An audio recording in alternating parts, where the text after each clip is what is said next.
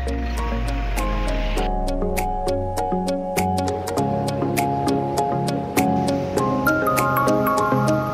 Of flowers Hemkund সাহেব ট্রেকে আজ দ্বিতীয় পর্ব। প্রথম পর্ব আমি আগের ভিডিওতে দেখিয়েছি, তোমরা দেখেছো কী করে আমি হাওড়া থেকে ঋষিকেশ পর্যন্ত দুদিন ট্রেন জার্নি করে পৌঁছেছি। আজকের জার্নিটা আমাদের ঋষিকেশ থেকে গোবিন্দঘাট পর্যন্ত। তো এখন ঘড়িতে সকাল 8টা বাজে, আমাদের ট্রেন অলরেডি 2 ঘন্টা লেট। তো আমরা এখন ঋষিকেশ যোগনগরী স্টেশনে পৌঁছচ্ছি। ট্রেন আমাদের ঢুকছে, তোমরা দেখতেই পাচ্ছ। সকালের ওয়েদারটা খুবই সুন্দর, দেখতে পাচ্ছ আকাশের দিকে তাকিয়ে একদম ক্লিয়ার ওয়েদার। তো আমরা এখন স্টেশনে পৌঁছে গেলাম। স্টেশনটাও খুব ভালো লাগলো আমার, খুবই পছন্দের একটা স্টেশন মনে হলো। আমি আগে পরে যা স্টেশন দেখেছি এটাও বেশ ভালো সেগুলোর তুলনায়। তো তোমরা যদি চাও ডিরেক্ট ঋষিকেশ নেমে এখান থেকে ডিরেক্ট গোবিন্দঘাট যেতে পারো সকালে, কিংবা আগের দিন এসে থেকে ভোরবেলায় তোমরা বাস ধরে ডিরেক্ট কিন্তু গোবিন্দঘাট যেতে পারো ঋষিকেশ থেকে। অনেক সকালে যেতে হয় যেহেতু, তাই আমাদের ট্রেন লেট, তাই আমাদের আজকে কেটে কেটে যেতে হবে। আমরা বুঝতেই পারছি ডিরেক্ট গাড়ি আমরা পাবো না, বাইরে গিয়ে কোনো গাড়ি পাওয়া যায় কিনা চলো দেখা যাক।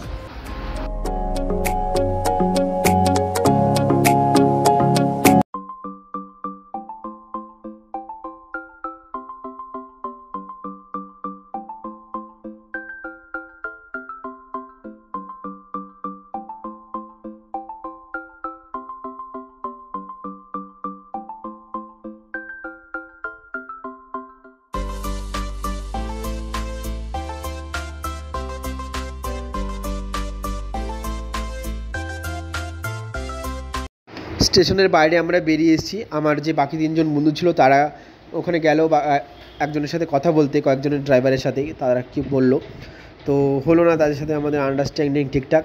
তো আমরা গুগল ম্যাপ করে নিলাম, স্টেশন থেকে 1 কিলোমিটার দূরেই ঋষিকেশ বাস স্ট্যান্ড, ওখানে আমরা যাব। ওখান থেকে গোবিন্দঘাটের যদি বাস পাই তাহলে পেলাম, কিংবা কেটে কেটে যেতে হবে, ওখান থেকে আমরা বাস নেব। তো সামনে এই মোড়, এখান থেকে আমাদের সামনে একটা মোড় রয়েছে, 4 রাস্তার মোড় পড়বে, সেখান থেকে ডান দিকে আমাদের যেতে হবে।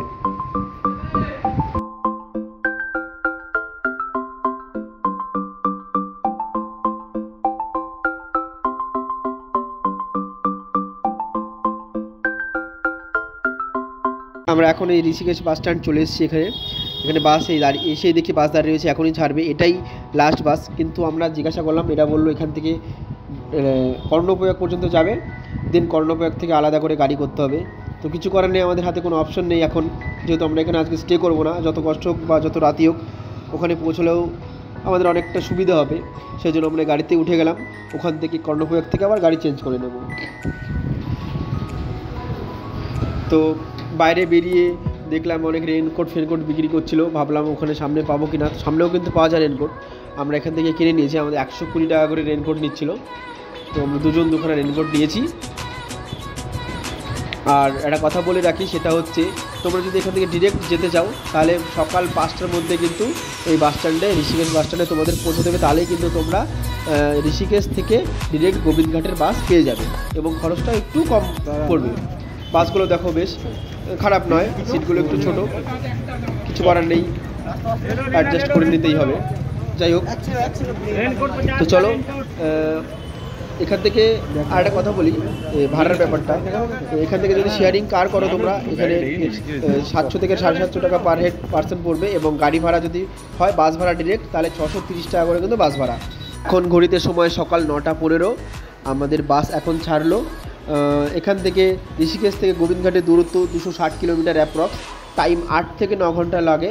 আবার যদি রাস্তাঘাটে জ্যাম ফ্যাম হয় বা ল্যান্ডস্লাইড হওয়ার জন্য কিছুক্ষণ গাড়ি দাঁড়িয়ে থাকে, ওরকম হলে কিছু সময়টা কম বেশি লাগতে পারে। তো সেই জন্য 8 থেকে 9 ঘন্টা ম্যাক্সিমাম ধরে রাখছি। বাসে আমরা 2 ঘন্টা রাস্তা অতিক্রম করার পরে বাস একটা হোটেলের সামনে এসে দাঁড়ালো।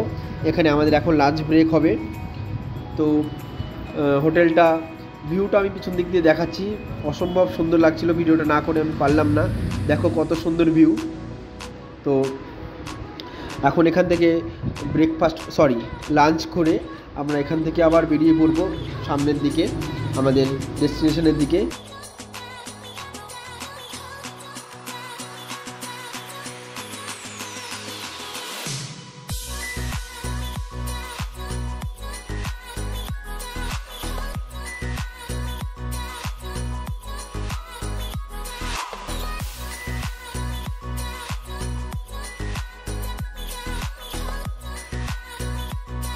আমরা আমাদের লাঞ্চ কমপ্লিট করে গাড়িতে উঠে আবার সামনের দিকে রওনা হলাম। পাহাড়ি রাস্তার সৌন্দর্য তো আর আলাদা করে তোমাদেরকে বলার কিছু নেই বা বলার কিছু থাকে না, কিন্তু এই রাস্তা হচ্ছে ভয়ঙ্কর সুন্দর। তার কারণ কি তোমরা সামনে দেখতে পারবে। পাহাড়ের প্রতিটি বাঁকে রয়েছে ল্যান্ডস্লাইড বা ধস, এই জন্য কিন্তু সংকীর্ণ রাস্তা হয়ে গেছে কিছু কিছু জায়গায়। পাহাড়ের রাস্তা সত্যি, যারা পাহাড়ে বসবাস করে তাদের লাইফস্টাইল কিন্তু সত্যিই অন্যরকম। আমরা যারা সমতল ভূমিতে বাস করি তাদের থেকে অনেকটাই আলাদা। বাসটা এখানে কিছুক্ষণ দাঁড়ালো, দূর থেকে ভিউটা বেশ ভালো লাগছিলো, সেই জন্য আমি কিছুটা শ্যুট নিয়ে নিলাম। তো গঙ্গা নদীকে বাঁদিকে রেখে আমরা এগোতে থাকলাম। রাস্তায় অনেক জায়গায় ধস, তাই মাঝে মধ্যেই গাড়ি দাঁড়িয়েছে।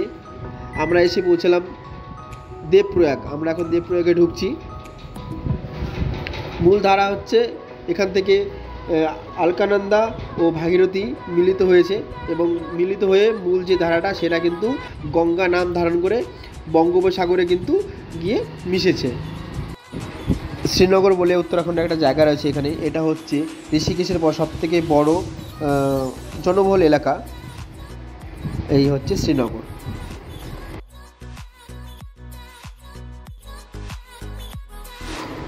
এবার আসবে রুদ্রপ্রয়াগ।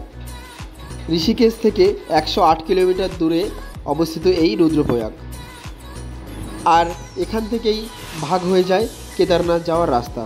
তোমরা যারা কেদারনাথ যাওয়ার উদ্দেশ্যে এসে থাকো বা আসবে, তারা কিন্তু তোমাদের রুদ্রপ্রয়াগ পর্যন্ত আসতে হবে এবং এখান থেকে গাড়ি চেঞ্জ করে কেদারনাথের দিকে তোমাদের যেতে হবে। এরপরে যে প্রয়াগটা আসবে সেটা হচ্ছে কর্ণপ্রয়াগ। এখান থেকে আমাদের গাড়ি আমরা চেঞ্জ করে আবার নতুন গাড়িতে উঠব। এখানে আলকনন্দা ও পিন্ডার নদী, মানে যে কর্ণপ্রয়াগ, এখানে আলকনন্দা ও পিন্ডার নদী একসাথে মিলিত হয়েছে। মহাভারতে কথিত আছে যে কর্ণ এখানে সূর্যদেবের উপাসনা করে, এবং আরও কথিত আছে যে শ্রীকৃষ্ণ কর্ণের দাহ এই কর্ণপ্রয়াগে এসে করেন, তাই এই জায়গাটার নাম কর্ণপ্রয়াগ হয়। তো আমরা এখন রয়েছি রুদ্রপ্রয়াগের বাজারে। এখান থেকে কিন্তু বাঁদিকে চলে যায় কেদারনাথ। আমরা বাস চেঞ্জ করে দ্বিতীয় বাসে উঠলাম, এবং এখানে কেবিনে আমাদের বসতে হলো, কারণ জায়গা একদমই ছিল না। কিছু করার নেই, কষ্ট করে যেতে হবে। আমরা যেহেতু প্রথম থেকে লেট করে ফেলেছি, তো ঠিক আছে, কোনো ব্যাপার না। সামনের থেকে ভিউটা খুবই সুন্দর লাগে, সেই জন্য আরও বললাম চলো। তো আমরা যত এগোতে থাকছি তত দেখছি পাহাড়ের ভিন্ন ভিন্ন বৈচিত্র্য এবং ভিন্ন ভিন্ন রূপ। সত্যি অসাধারণ একটা অ্যাডভেঞ্চার মনে হচ্ছে আমার নিজের কাছে। এর আগে পরে আমি পাহাড়ে গিয়েছি, কিন্তু তখন বাইক নিয়ে ট্রাভেল করেছি, এইভাবে বাসে করে যাইনি। অসম্ভব সুন্দর লাগছে। তোমরা যারা ভাবছো আমার ভিডিওটা দেখে যে ভ্যালি অফ ফ্লাওয়ার্স আর হেমকুন্ড সাহেব ট্রেকে আসবে, তারা আমি বলবো যে আগস্ট মাসের একদম ফার্স্ট উইকে কিংবা জুলাই মাসের শেষের দিকে আসার চেষ্টা করো, কারণ ওয়েদার যে কোনো মুহূর্তে চেঞ্জ হয় এখানে। আর এই সময়টা যেহেতু জানো এটা রেইনি সিজন, কিন্তু আমাদের আজকের ওয়েদার অসম্ভব সুন্দর। আমার মনে একটা আলাদা ধরনের এক্সাইটমেন্ট কাজ করছে। দেখতেই পাচ্ছ কত সুন্দর ওয়েদার, একদম ক্লিয়ার আকাশ, আর ভিউটাও অসাধারণ আসছে ভিউটা। আর আমরা চলছি বাঁদিকে অলকানন্দা মাকে রেখে। আমরা গাড়িতে ভ্যালি অফ ফ্লাওয়ার্স আমাদের ডেস্টিনেশন যেটা, সেদিকে আমরা যাচ্ছি। দেখা যাক সামনে কত দূর আমরা পৌঁছতে পারি, এবং প্রত্যেকটা মুহূর্ত তোমাদের সামনে আমি তুলে ধরার চেষ্টা করব। প্রত্যেকটা ইনফরমেটিভ কথা বা যেটাতে তোমাদের সুবিধা হয় সেগুলো আমি বলার চেষ্টা করব। ভিডিওটা দেখো, এবং চ্যানেলে নতুন হলে চ্যানেলটা অবশ্যই সাবস্ক্রাইব করবে এবং পাশে থাকা বেল আইকনটা ক্লিক করবে। আমি যেহেতু নতুন ব্লগ ভিডিও করছি, আমার যেহেতু এটা নতুন চ্যানেল, তো তোমাদের কাছে আশা করব যে আমাকে একটু সাপোর্ট করবে তোমরা। আর পাহাড়ের মানুষের জীবনযাপন আর আমাদের সমতল ভূমির জীবনযাপন কিন্তু সম্পূর্ণটাই আলাদা। কিছুদিন আগে খবরে শুনেছিলাম যে এখানে ধস নেমেছিল প্রচণ্ড, বলতে বলতে কিন্তু তার নমুনা তোমরা দেখতে পাচ্ছ। দেখো এত পরিমাণে ল্যান্ডস্লাইড হয়েছে যে এক সাইড রাস্তা কতটা বড় ছিল কতটা ছোট হয়ে গিয়েছে। এক সাইড দিয়ে একটা করে গাড়ি কিন্তু এখানে পাস হয়। এক লাইনে যদি দুটো গাড়ি চলে আসে সেখানে কিন্তু ওখানে দাঁড়িয়ে যেতে হবে। তোমরা দেখতে পাচ্ছ কত ধীরে ধীরে যেতে হচ্ছে, সাথে রাস্তার অবস্থা খুবই খারাপ। এরকম খাড়াই রাস্তা দিয়ে, তার সাথে এরকম ভাঙা রাস্তা, ল্যান্ডস্লাইড হওয়া রাস্তা, তার পাশে আমরা গাড়িতে বসে আছি আমি, এবং এত নিচু, একদিকে ভয়, একদিকে উত্তেজনা, একদিকে আনন্দ, সব কিছু মিলিয়ে মানে বেশ ভালো লাগছে আমার। সত্যি আমি আশা করিনি কখনো যে এত সুন্দর এত সুন্দর ভয়ঙ্কর রাস্তা দিয়ে আমাকে যেতে হবে আমি আশা করিনি। ভিডিওতে দেখেছি কম বেশি ইউটিউবে আগে পরে, কিন্তু এরকম নিজের থেকে নিজে রিয়েলাইজ করা, নিজের চোখে দেখা, সেটা কিন্তু সম্পূর্ণটাই আলাদা। কারণ খারাপ ভালো দিকগুলো ইউটিউবে খুব একটা বেশি বলা হয় না, ভালো দিকগুলোই বলা হয়, আর বাকিগুলো ওখানে নিজে গিয়ে নিজের চোখে কিন্তু দেখতে হয়। তো সেইভাবে আনন্দ ভয় দুটো জিনিস একসাথে বুক নিয়ে আমি পাহাড়ের বয়ে চলেছি, পাহাড়ের রাস্তা দিয়ে। এই যে বলতে বলতে আরেকটা সমস্যা চলে এসেছে। দেখো গতকাল রাতে বৃষ্টি হয়েছে, এখানকার ড্রাইভারদাকে জিজ্ঞাসা করলাম, বললো দেখো ল্যান্ডস্লাইড হয়ে রাস্তা অর্ধেকের অর্ধেক 3 ভাগের 1 ভাগ হয়ে গেছে, কিন্তু একটা গাড়ি পাস হচ্ছে, তারপরে বাকি গাড়িগুলো আসতে পারছে।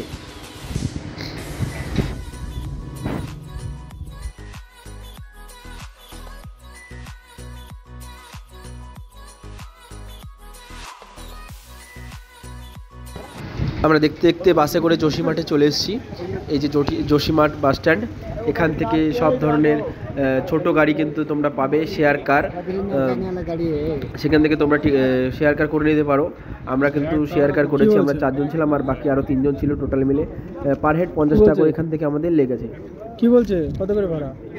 তোমরা কিন্তু গাড়িতে ওঠার আগে ঠিকঠাক ড্রাইভারের সাথে ঠিকঠাক কথা বলে নেবে, নাহলে কিন্তু অনেক পিছনে পাই বসবো হয়। আমরা এখন উঠবো, এসে আমরা এখান থেকে ডিরেক্ট গোবিন্দঘাট যাবো, এবং সেখানে আগে থেকে আমরা ডিসিশন নিয়েছি যে গুরুদুয়ারাতে আমরা থাকবো। সেখানে গুরুদুয়ারাটা থেকে কালকে সকালে আমার অবস্থা তো ফুল, আমি তোমার ওআরএস খেলাম, তারপরে ফুল সেখানে যাবো। তো গাড়ি আমাদের ছেড়ে দিয়েছে ছেলেমেলে, প্লাস আমিও প্রচণ্ড ক্লান্ত। এত এই 7 থেকে 8 ঘন্টা যে আসলাম জার্নি করে, খুবই কষ্ট হচ্ছিল, বেশ ভালোই গরম ছিল। এই গাড়ির যে ড্রাইভার ছিল সে দাদাকে বললাম তোমাদের একটা লোকাল গান চালাতে, হিন্দিতেই বললাম, তো একটা লোকাল গান চালিয়ে দিল। আমরা শুনতে শুনতে এনজয় করতে করতে আমরা আবার শুরু করলাম আমাদের যাত্রা।